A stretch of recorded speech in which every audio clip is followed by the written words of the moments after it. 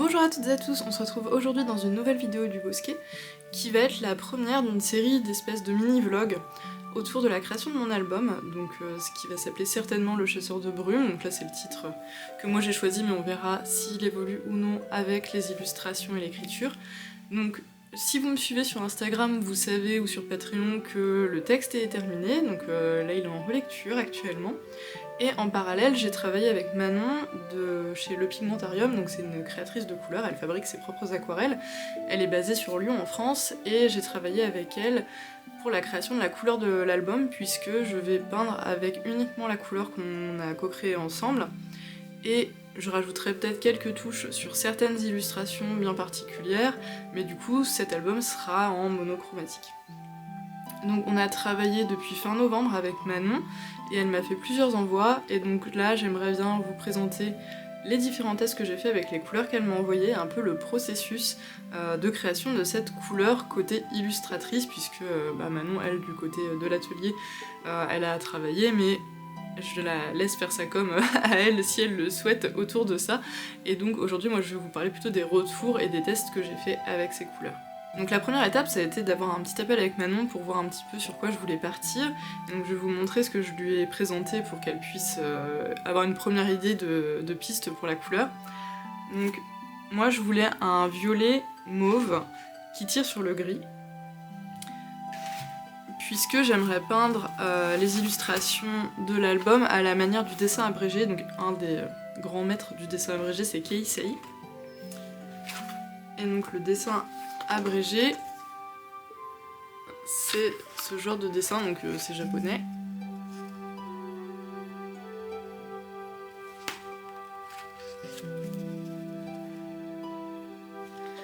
Et donc là je vous montre des paysages parce que c'est la trame de fond qu'il y aura sur mes illustrations, mais on peut aussi faire des personnages, des animaux, etc. dans ce style-là. Donc l'idée c'est des lignes assez épurées, on s'interdit pas forcément la couleur, donc moi je me mets en plus la contrainte du monochromatique, mais on peut avoir en plus du noir qui est la couleur de base, on va dire, du dessin abrégé, des couleurs, donc on ne s'interdit pas le vert, le rouge, pour faire ressortir certains détails, des paysages, des personnages, des animaux, etc. Donc moi je vais me contraindre à une seule couleur, mais on peut très bien, si vous aimez ce style de dessin, faire des recherches, vous verrez qu'il y a de la couleur, il n'y a pas forcément que du noir et blanc à l'encre. Donc l'idée c'est que je lui ai montré ça pour qu'elle ait un peu bien la vision qu'au final il faut quand même que j'ai une bonne gamme de dilution, il fallait quand même que la couleur soit assez variée en teinte la plus sombre, teinte la plus claire au moment des dilutions juste à l'eau, puisque je ferai pas de mélange. Et ensuite il fallait réussir à associer la bonne combinaison entre les pigments gris et les pigments violets pour obtenir quelque chose qui soit pas trop foncé, trop pesant, parce que le sujet de l'album n'est déjà pas facile puisque c'est un album sur le deuil périnatal. Donc je voulais pas que ce soit une couleur trop pesante parce que le sujet est déjà pas forcément facile, même si l'idée de l'album c'est de l'aborder de manière un peu poétique. Et du coup je voulais quelque chose qui granule, qui ait de la texture, qui soit un peu opaque, parce qu'on va beaucoup parler de brume dans l'album, et donc pour figurer la brume je vais avoir besoin d'une opacité quand je vais travailler en couche. Et je voulais que le violet, le mauve ressortent quand même pour avoir quelque chose d'un peu lumineux, d'un peu plus léger sur certaines illustrations, et pas venir trop s'apesantir sur le côté deuil de l'histoire, puisque l'idée c'est qu'à la fin de l'album on ressorte avec quand même le cœur un peu plus léger et des pistes de travail, et pas juste le côté c'est triste et c'est horrible et je m'en sortirai jamais, comme on peut le ressentir parfois au moment où ça nous arrive. Si tu es nouveau sur la chaîne du Bosquet, tu ne le sais pas, mais j'ai lancé l'entreprise suite à la perte de mon premier enfant. Et du coup, voilà, c'est un sujet qui me tenait à cœur, et c'est pour ça que c'est aussi le sujet du premier album que je vais faire. Donc, pour montrer les couleurs un petit peu à Manon, je lui avais montré quelques couleurs que moi j'avais en stock, que je vais pas forcément vous remontrer là pour qu'elle ait une idée un peu. Et la plupart des couleurs que je lui ai montrées venaient de chez elle, puisque je peins avec ces couleurs depuis les tout débuts que je me suis lancée à l'aquarelle et que j'ai repris les pinceaux en 2021. Donc elle était pas trop perdue, normalement elle savait à peu près vers quoi je voulais tendre.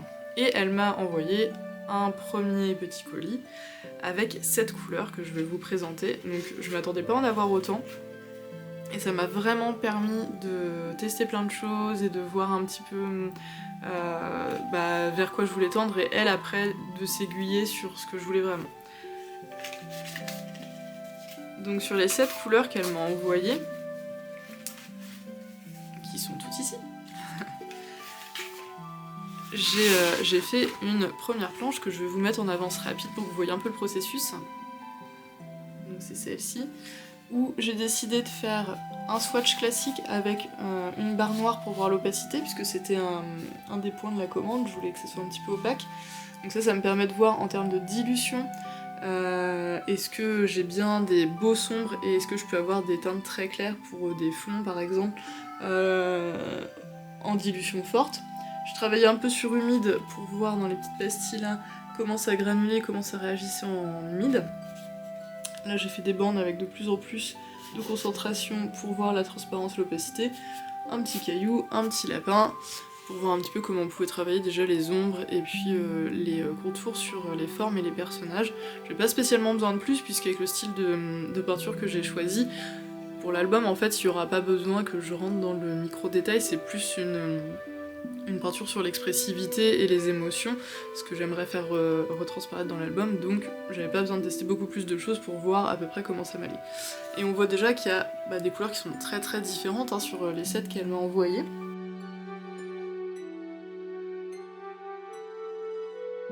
On se retrouve aujourd'hui pour tester les 7 couleurs que Manon du Pigmentarium m'a envoyées pour le chasseur de brume. Et donc j'ai préparé une petite planche avec de quoi faire des swatchs pour voir aussi l'opacité, donc avec un petit trait au Pigma Micron noir classique. On va faire des petits tests dans l'humide et en couches superposées sur les 2 cases suivantes, et puis un petit rocher, un petit lapin pour voir ce que ça peut donner en rendu avec des personnages ou des éléments naturels. Donc je vous filme tout ça tranquillement et puis on fait le point à la fin de la vidéo pour voir les teintes que je préfère, pour pouvoir faire mon petit retour à Manon pour qu'elle puisse lancer la production de la couleur qu'on aura choisie ou refaire éventuellement une couleur test pour affiner le projet.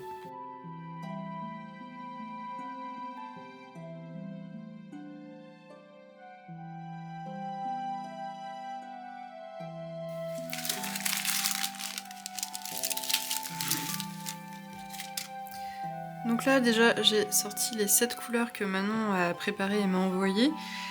Donc il y en a déjà certaines dont je sais que ça sera pas celle-ci, et d'autres sur lesquelles j'hésite un peu plus.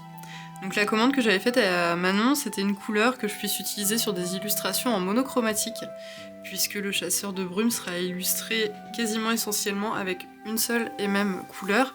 Donc il fallait absolument qu'on ait un beau dégradé du plus sombre au plus clair en fonction des dilutions, afin de pouvoir justement travailler sur les ombres, les lumières des illustrations sans trop galérer avec les dilutions. Donc sur les 7 couleurs qu'elle m'a envoyées, globalement ça s'est respecté, il n'y a pas de souci. Mais après au niveau de la teinte, j'avais demandé un gris qui tire vraiment beaucoup sur le violet, puisque je partais sur l'améthyste. Et donc là, la numéro 2 par exemple, je la trouve trop grise à l'œil, je vais voir en l'utilisant moi, mais dans le swatch que Manon a fait, je trouve qu'elle est trop grise par rapport à ce que je souhaite. Et la numéro 5, elle tire un peu plus vers le aubergine, un peu bordeaux, donc celle-ci c'est pareil, elle risque d'être vite mise à côté par rapport au test. Les autres, elles sont bien dans les teintes de violet, mais qui sont différents, et il y a des opacités qui sont différentes et des granulations aussi. Donc je vais voir en testant ce que ça donne.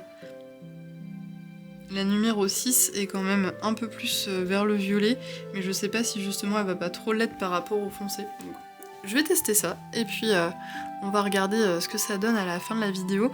Je vais essayer de les tester au maximum dans les mêmes conditions, donc ça veut dire que là j'ai sorti ma petite palette en céramique de chez Pottery with Soul, avec mon super accent anglais, et du coup je l'ai bien lavé, je vais mettre les couleurs toutes en essayant de les diluer de la même manière, et ensuite on fera les swatchs et les tests, et je pense que je verrai si j'ai pas besoin de rincer l'eau. Je pense pas que je vais rincer l'eau forcément entre chaque couleur, mais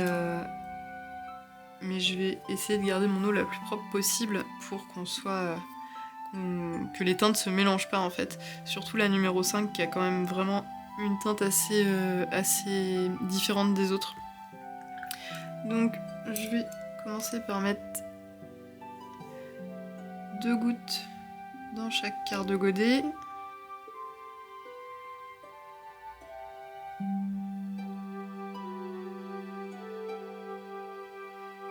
Je vais laisser un peu les couleurs travailler. Je vais les mettre sur le côté en attendant pour me libérer un peu ma feuille.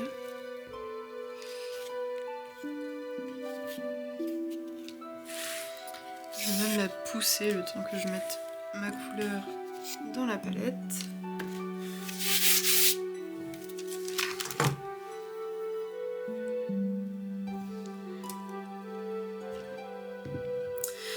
Et pour pas se tromper, on va bien veiller à garder... là j'ai 7 creux dans ma palette, donc on va bien faire 1, 2, 3, 4, 5, 6, 7 pour pas mélanger les teintes et se retrouver à pas savoir lesquelles on a utilisées, ce serait dommage.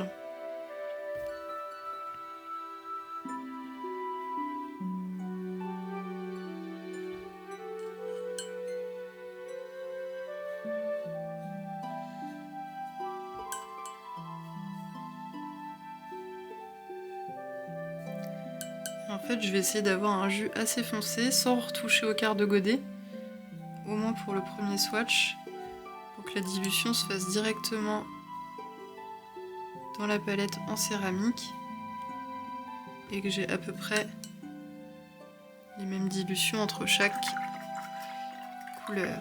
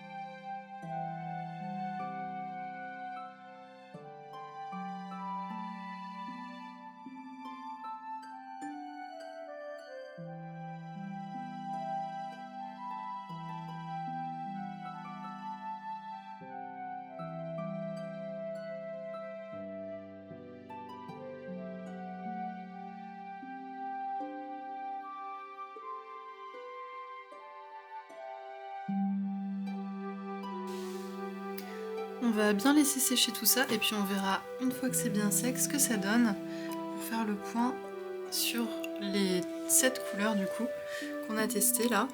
Et puis je vous ferai un petit récap quand ça sera bien sec. A tout à l'heure.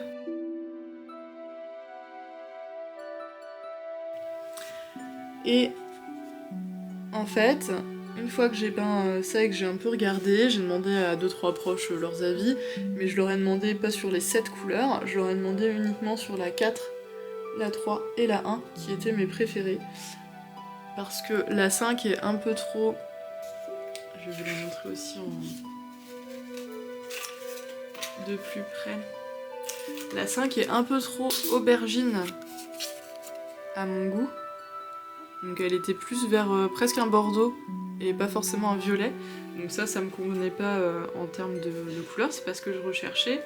Et pareil pour la 2 qui est ici. Elle est un peu trop grise à mon goût. Et du coup il y avait moins le côté violet mauve qui ressortait et donc ça me convenait moins. Donc ces deux-là elles ont vite été écartées. La 6 et la 7 me plaisaient bien en termes de couleur, surtout la 6. Mais si je vous rapproche un peu, j'espère que vous allez pouvoir voir, on voit beaucoup les pigments se séparer entre le gris et le violet. Et ça donne des reflets un petit peu jaune-vert, un peu comme les ciels d'orage. Et c'était pas du tout l'ambiance que je voulais pour l'album. Donc du coup, alors ça se voit pas spécialement en swatch, hein, si on prend juste les couleurs comme ça qu'elle m'a envoyées. Et si on prend la partie swatch, ça va. Mais quand on va travailler dans l'humide, il y a vite un liseré un peu jaunâtre qui se crée, et pareil sur les petites montagnes. Donc ça c'est pas ce que je souhaitais, donc ces 4 couleurs là ont vite été évincées pour ces raisons-ci. Et il me restait donc la 4, la 3 et la 1. Donc la 3 et la 1 sont assez proches avec la 3 qui est beaucoup plus sombre. Et la 4 en fait j'aimais beaucoup sa granulation et les mauves que je pouvais obtenir avec. Donc j'ai renvoyé un petit message à Manon en lui expliquant tout ça. Et on s'était mis d'accord, hein, j'avais le droit de lui faire des retours pour qu'elle reteste quelques fois la couleur, alors pas 45 fois, hein, parce que sinon après pour elle c'est l'enfer et c'est plus rentable. Mais j'avais le droit à une ou deux réexpéditions avec des modifications pour vraiment s'approcher le plus près de la couleur. Donc du coup, avec ça, elle a pu retravailler et elle m'a envoyé en fait un deuxième colis, un second colis, avec cette fois-ci 2 couleurs à partir de mes indications. Donc c'est comme ça que j'ai reçu la 4.1 et la 4.2 puisqu'elle est partie en fait de la numéro 4 que je vous ai montré pour pouvoir créer ces deux-là. Et on voit qu'on a beaucoup plus le côté, on garde le violet mauve, mais on a un côté un peu plus opaque, un peu plus doux. Donc en faisant ces deux-là, j'ai pu les tester, j'ai refait une planche, que je vous mettrai aussi en avance rapide. Vous aurez que le début, parce que l'appareil n'avait plus de batterie, et comme j'étais concentrée, je n'ai pas fait attention. Et du coup, vous avez pas la fin, vous avez pas les 2 derniers lapins. Et mes tests de concentration et dilution forte, mais c'est pas grave, je vais vous les montrer sur la planche sèche. Donc faites pas attention, mes petits lapins sont tout moches, mais l'idée c'est de tester les couleurs, c'est pas qu'ils soient beaux. Et donc j'ai refait une grosse planche, hop, je vais dézoomer un peu pour que vous la voyez en entier, où j'ai refait le test de base, donc c'est le swatch avec le petit trait à l'encre noire pour voir l'opacité, et vite fait des petits cailloux, des petits lapins pour voir ce que ça donnait. Donc en fait quand j'ai fait ça, j'ai pas assez dilué sur mes lapins et je me suis retrouvée avec des fonds de fourrure qui étaient trop foncés et qui... alors je sais comment... je connais la qualité des aquarelles de Manon et je me suis dit c'est moi qui ai pas assez dilué, c'est sûr. Donc j'en ai refait 2 en dessous avec... donc vous voyez ce sont les mêmes couleurs, hein, j'ai pas triché, j'ai la 1, la 2, la 1, la 2. Et on a des rendus totalement différents parce que tout simplement j'ai changé les dilutions pour pouvoir retravailler un peu mieux et voir ce que ça pouvait donner. Et donc là j'ai fait les concentrations maximales de la couleur et les dilutions les plus fortes que je pouvais avoir.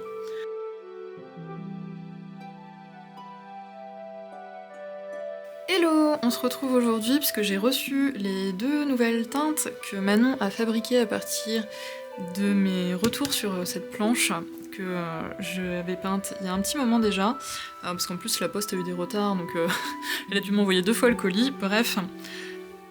On avait vu ensemble que mes teintes préférées c'était la numéro 1 et la numéro 4 pour l'album et j'avais demandé à Manon de me créer du coup une couleur qui soit un peu entre deux, c'est-à-dire que je voulais quand même garder les mauves assez grisés, assez opaques de la numéro 4, mais j'avais envie que le sous-ton violet ressorte quand même un peu plus, parce que là on l'avait quasiment plus, hein, c'était vraiment très très mauve, et j'aimais bien ce que je pouvais faire en ligne avec le plus sombre sur la numéro 1. Donc elle m'a envoyé les 2 nouveaux tests, donc 4.1 et 4.2, parce qu'elle est bien repartie de la numéro 4 du coup, et on va voir ce que ça donne une fois sur le papier. Donc je vais mettre la 1 en haut, la 2 en bas. Donc j'avais gardé la 1, 2, 3, 4, 5, 6, 7 sur ma petite palette à laquelle je n'ai pas touché depuis que j'ai peint la première planche. Et donc vous voyez, j'ai pas préparé aujourd'hui, je vais peindre un peu plus librement. L'idée ça va être vraiment de voir ce que ça donne. Donc on va réhumidifier avec de l'eau propre les petits quarts de godet envoyés par Manon. Et donc ce que je vais faire là, c'est que je vais refaire un swatch assez classique. Donc pendant que ça réhumidifie, je vais me faire 2 petits traits au Pigma Micron pour voir l'opacité. Ensuite, je vais venir refaire peut-être rapidement un petit rocher et je vais voir si je fais un petit lapin ou non. Mais l'idée, ça va être vraiment de regarder un petit peu ce que ça peut donner au niveau de l'opacité surtout et de la teinte que ça rend.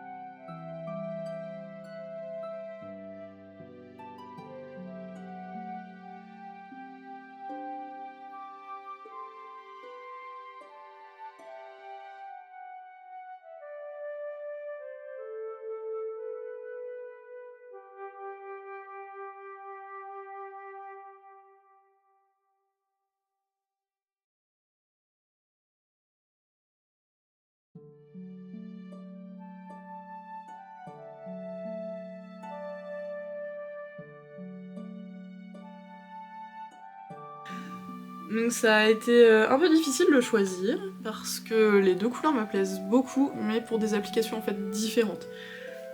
La 4.1, on voit qu'elle est beaucoup plus violette, beaucoup plus mauve du coup à la fin. La 4.2 est un peu plus grise. Elle a un peu ce côté qu'avait la 6 et la 7 qu'elle m'a envoyé dans le premier colis, à avoir cette séparation des pigments légèrement jaune, mais beaucoup moins que la 6 et la 7 que je vous ai montré tout à l'heure. Et du coup, en fait, celle-ci, je trouve qu'elle est beaucoup plus adaptée si j'avais fait, je sais pas moi, un roman graphique pour adultes par exemple, ou si j'avais voulu une ambiance un peu plus sombre, j'aurais choisi celle-ci parce qu'elle est très jolie et au niveau des dégradés de couleurs, notamment en dilution forte, elle est vraiment très très belle. Mais comme là je voulais quelque chose qui soit plus familial, en fait l'album il sera pas destiné que aux adultes ou que aux enfants, j'aimerais que ça puisse être lu ensemble, notamment pour les familles qui perdent un deuxième ou un troisième enfant, où il y a déjà un enfant dans la famille et où les parents font leur deuil, mais les enfants, les frères et sœurs font leur deuil aussi. Et du coup, j'aimerais que cet album soit lisible à la fois par des adultes qui perdent leur enfant, que ce soit un premier, un deuxième, un troisième, peu importe, ou même des proches qui, voilà, des grands-parents, des oncles et tantes, des amis très proches de la famille qui perdent aussi quelque part cet enfant, même si c'est pas le leur, et qui voient leurs proches, en tout cas, perdre leur enfant. Et je voulais aussi que ça puisse être lisible par des enfants, quand il y a des fratries, ou quand on voit sa tata, son tonton, ou la meilleure amie de papa-maman qu'on voit toutes les semaines, toutes les 2 semaines perdre leur bébé. Ça peut être compliqué d'expliquer aussi aux petits et aux plus grands, même aux ados, qu'est-ce que c'est que cette perte en fait, et comment on traverse cette période très difficile sans pour autant perdre le goût à la vie et l'envie de faire plein de choses. Et en se concentrant aussi sur ceux qui restent, ceux qui sont vivants autour de nous. Et donc du coup je voulais pas une couleur qui soit trop pesante, comme je vous ai dit au début de la vidéo, donc je vais partir plutôt sur la 4.1, puisque je veux un rendu qui soit un peu plus doux, un peu plus poétique, et un peu plus coloré aussi, et pas que ça soit l'ambiance crématorium cimetière dans des moments qui sont déjà pas fun à passer. Voilà. Donc du coup, on part sur celle-ci. Donc là, au moment où je tourne cette vidéo, Manon le sait, et elle est en train de préparer, ou elle va incessamment sous peu préparer la commande finale, puisque en fait, quand vous lui commandez une couleur comme ça, et au moment du premier appel, vous choisissez combien vous allez vouloir en quantité, et puis comment elle vous les fait, est-ce qu'elle vous les fait en godet complet, demi-godet, quart de godet, etc. Et donc là, je vous dis pas encore tout, mais je lui ai demandé de me faire 10 demi-godets et 10 quarts de godet, parce qu'on partait sur 15 demi-godets initialement sur ce que je lui ai commandé. Parce que je vais pouvoir me servir des demi-godets pour peindre, tout simplement, parce que je vais avoir quand même pas mal de peintures de tests à faire, parce qu'en plus le dessin abrégé c'est pas forcément ce que je fais habituellement, donc je vais forcément avoir des essais-erreurs, je vais avoir des flops que je vous montrerai aussi avec grand plaisir au cours du processus créatif. Donc il y aura forcément besoin de pas mal de peinture quand même si déjà un demi-godet, avec un demi-godet vous peignez beaucoup, surtout quand il y a pas mal de dilution. Mais je vais avoir besoin, je pense que je vais en user plusieurs. Et les quarts de godet, je me les réserve pour vous faire une petite surprise quand l'album sortira. Et donc voilà, c'est pour ça que je voulais aussi des quarts, parce que je vais pas m'en servir pour peindre, parce que c'est quand même moins pratique, mais surtout quand on peint beaucoup à la chaîne avec la même couleur, mais ça vous servira à vous potentiellement, vous verrez pourquoi plus tard, quand à la fin du processus, on fera l'impression, l'édition et puis la vente. Et il me restera certainement assez de demi-godets aussi pour faire des ateliers autour de l'album. Si vous êtes du Havre ou que vous suivez la chaîne depuis un moment, je vais pousser ça parce que j'ai une crampe à l'épaule. Vous savez que je fais des ateliers en présentiel au Havre. Et donc ces ateliers, je les fais au Havre parce que c'est ma commune, c'est là où j'habite, c'est pratique pour moi, et je commence à avoir mon petit groupe de participantes habituées, et puis de temps en temps, hop, une nouvelle qui arrive pour tester et qui revient régulièrement ou pas. Et donc, j'aimerais bien leur proposer des ateliers thématiques autour de l'album, pourquoi pas quand il sera sorti. ou autour du dessin abrégé, avec cette couleur-là pour faire un peu du à la manière d'eux, mais qu'elles pourront retravailler, parce que j'aime pas le copier-coller, hein. Les participantes le savent, quand elles viennent au Havre, je fais des propositions, mais on peut partir sur toute autre chose, parce que j'aime pas forcément... c'est comme en classe, j'aime pas quand mes élèves ont tous la même chose, hein, parce que si vous ne le savez pas non plus, je suis enseignante pour l'instant à côté du Bosquet. Et donc, l'idée, ça serait aussi de pouvoir vous proposer des ateliers, et pourquoi pas pour ceux qui sont pas du Havre, et si je bouge pas beaucoup. Mais après, voilà, si l'album fonctionne, ce que j'espère, j'irai peut-être dans d'autres communes aussi faire ces ateliers, et pas seulement des dédicaces classiques, ou des présentations classiques d'albums. J'aimerais bien aussi pouvoir vous faire peindre. Et du coup, voilà, ça me permettra d'en avoir assez. Sachant que Manon, de toute façon, garde la recette et que je peux lui recommander un lot au besoin de la couleur quand je le voudrais. Et que cette couleur m'est exclusive pendant un temps donné. Et à la fin de ce temps, on verra avec Manon si je lui laisse, auquel cas elle pourra la commercialiser si elle le souhaite, ou si je la garde et si du coup elle m'est réservée exclusive uniquement au niveau de mon entreprise. Donc ça, pour l'instant, j'y ai pas encore réfléchi à 100% parce que on n'en est pas là du tout. Déjà, il faut faire l'album. Mais voilà, donc on part sur cette couleur-là, en tout cas. Donc je vous montre cette première couleur. Et on devrait pouvoir bien s'amuser parce qu'on a vraiment des beaux violets bien vifs. Mais on va jusqu'à des mauves quand on regarde la dilution forte. C'est celle du bas.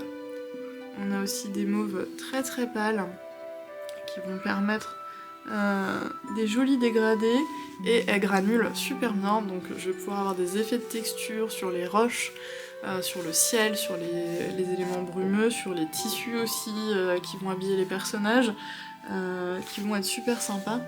Et au plus foncé, on a vraiment une jolie couleur presque améthyste qui me tient à cœur. La couleur d'ailleurs va s'appeler, je vous le dis un peu en exclu ici, pour l'instant j'ai pas communiqué sur son nom, mais la couleur va s'appeler Ahmet. Elle va s'appeler Ahmet parce que c'est le prénom de mon fils qui a pris 2 ans il y a peu de temps. Puisqu'après avoir perdu notre premier bébé, on a retenté l'expérience et on a eu un petit garçon avec mon mari qui s'appelle Ahmet et qui va très bien, qui est en bonne santé. Donc surtout si vous vivez cette période de deuil périnatal ou si vous avez des proches qui la vivent, prenez le temps pour vous d'aller mieux, de vous soigner un petit peu, mais sachez que si vous êtes en bonne santé, vous avez possibilité de réessayer si vous en avez envie plus tard pour pouvoir vraiment avoir un enfant à étreindre. Et nous, Ahmed, c'est notre petit rayon de soleil, il nous a fait beaucoup de bien, il nous a aidé à terminer notre deuil en fait, je pense. Et si ce n'est pas possible, parce que pour des raisons médicales, qu'elles soient physiologiques, physiques ou mentales, parce que c'est trop dur pour vous de retenter l'expérience, il faut pas du tout hésiter à ne pas faire le deuil de la parentalité complète, parce que vous avez eu cet enfant qui est parti ou qui est en train de partir, mais de vraiment, je pense, travailler sur, pour vous, qu'est-ce que c'est d'être parent, et qu'est-ce que c'est d'être vous hors la parentalité, parce que vous n'êtes pas réduit à votre rôle de parent, que vous le soyez ou que vous rêviez de l'être. Et vraiment, je pense que c'est le travail le plus difficile de ce deuil, c'est d'arriver à dissocier le côté parentalité et être soi. Donc vraiment, il y a ce travail-là à faire. Et si physiquement vous ne pouvez plus, parce que pour X raisons, au cours de la perte de votre enfant, il n'y a plus le matériel physique qu'il faut pour, et que par contre l'envie et le mental sont toujours là, essayez peut-être aussi de réfléchir à si d'autres options, comme l'adoption par exemple, sont des choses qui peuvent être valables pour vous, qui peuvent pas vous plaire, j'aime pas trop ce terme-là, mais qui peuvent vous permettre en tout cas de devenir parent autrement. Il y a aussi moyen de s'impliquer dans la vie d'autres enfants qui ne sont pas nos enfants biologiques mais qui ont besoin de nous. Il y a aussi la possibilité d'être famille d'accueil, alors c'est des choses très différentes, et au moment du deuil c'est des sujets qu'on n'a pas forcément envie d'aborder puisque on est très centré sur notre douleur et la perte de cet enfant qui est de nous, mais c'est des pistes à investiguer quand on commence à aller un peu mieux et qu'on a commencé le travail. Donc vraiment, voilà, cette couleur s'appelle Ahmet parce que notre fils a été voilà, ce petit rayon de soleil, et il y aura des clins d'œil à notre histoire bien sûr dans l'album, hein, parce que quand on écrit on met toujours de nous, mais pas que, parce que je voulais pas faire un truc autobiographique, et les histoires de perte d'enfants sont tellement différentes d'un couple à l'autre qu'il n'y a pas... il n'y a pas de bonne réponse et d'histoire unique, donc vraiment ça sera, j'espère, assez poétique et onirique pour parler à tout le monde et parler à votre intérieur, et pas juste un témoignage, voilà, parce que moi c'est ce dont j'aurais eu besoin en fait quand on a fait notre premier bébé qui est parti, et je n'ai pas trouvé, ou très peu, de choses qui soient poétiques et qui m'emmènent vers de la réflexion, de l'introspection, et pas un énième témoignage. Alors les témoignages sont importants parce qu'ils permettent de voir qu'il y a un après, que voilà, ça se passe, c'est pendant, il y a un après, mais je pense aussi que il y a un grand manque de poésie autour de ce sujet. Peut-être parce que on le trouve pas spécialement poétique, et c'est pas un sujet léger, facile à traiter, mais je pense que les parents et les proches de parents qui perdent un enfant ont aussi besoin de poésie et de légèreté parfois, parce que sinon on a vite tendance à s'enfermer dans sa souffrance, dans sa douleur et dans sa solitude, même quand on a beaucoup de monde autour de nous très bienveillants qui font leur maximum pour nous soutenir.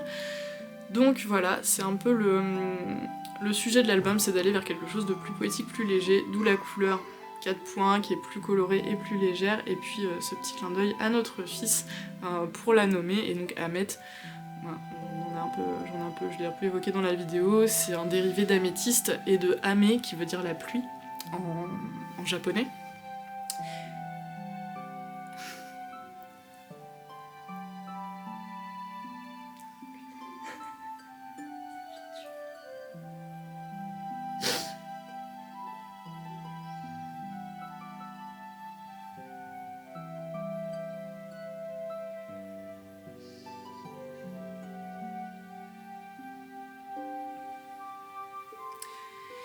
Et donc Ahmet, le prénom de notre fils, c'est un dérivé, donc vous l'aurez peut-être vu, j'ai fait des petits clins d'œil à la pierre, donc améthyste, et à Ame qui veut dire la pluie en japonais.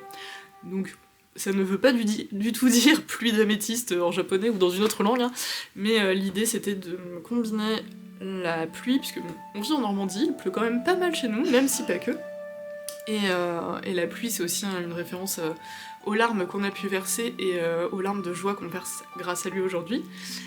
J'ai les bras un peu cassés, ce sujet est encore un peu émotionnant pour moi, vous l'aurez compris, donc c'est normal.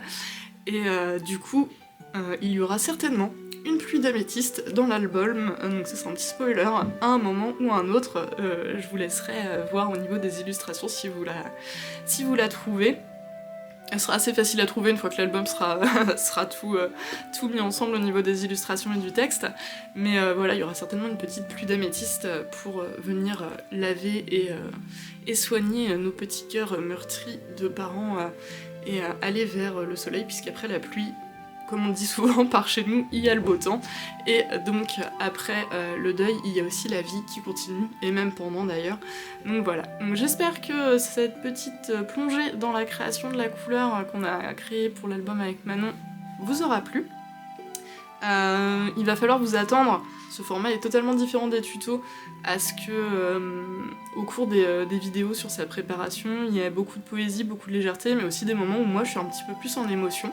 Donc c'est pas un exercice facile, parce que ça veut dire que je me livre un petit peu aussi à vous, mais c'est un exercice qui est nécessaire, parce que si je veux faire la promotion de cet album aussi, et le partager au plus grand nombre, il va pas falloir que je fonde en larmes à chaque fois que j'en parle, sachant aussi que, pour nous, comme je vous disais, le deuil est une période qui est passée, mais le sujet sera toujours forcément...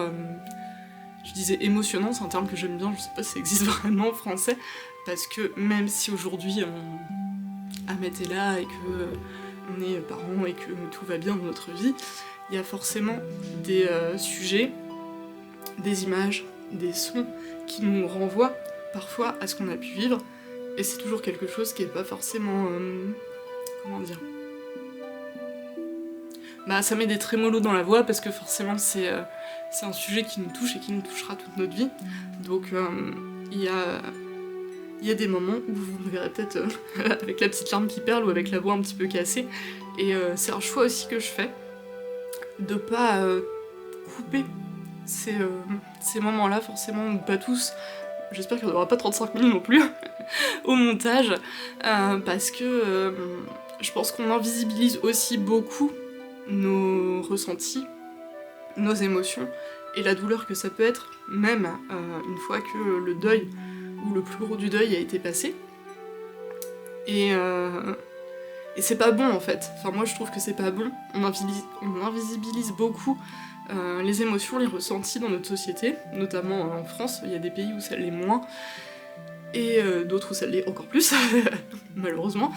Et donc je dis des pays, mais ça peut être aussi des cultures, ça peut être des familles, des schémas familiaux qu'il faut qu'on dit pas quand ça va pas, qu'on dit pas quand quelque chose nous touche, que ce soit en négatif ou en positif. Alors j'aime pas trop dire négatif ou positif par rapport aux émotions, mais que ce soit quelque chose qu'on considère nous comme un événement bénéfique, positif ou difficile, négatif, qu'on n'aurait pas aimé vivre dans nos vies, et ça, c'est quelque chose que je veux pas faire perdurer, c'est quelque chose que je veux pas montrer dans ce que je vais faire au niveau de l'album.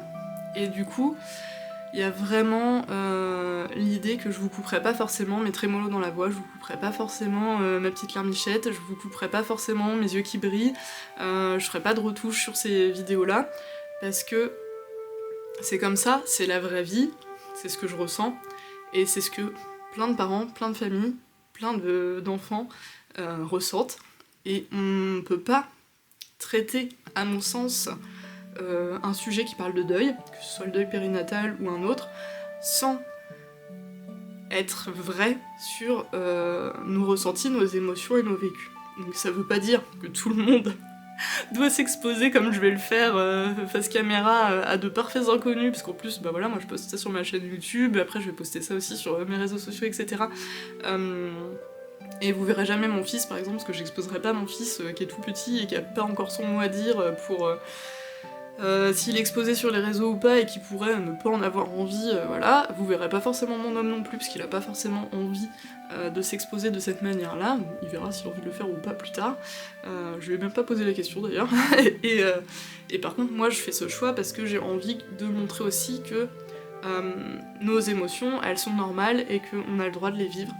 Et que vraiment, même des années après, parce que bah, nous ça va faire 3 ans qu'on a perdu notre bébé, il n'y a pas de honte, il n'y a pas de mal à toujours, tout au long de sa vie, avoir un sujet, un thème, que ce soit celui-ci ou un autre, qui vous touche et qui fait que vous ressentez des émotions qui sont fortes, même si vous avez travaillé dessus.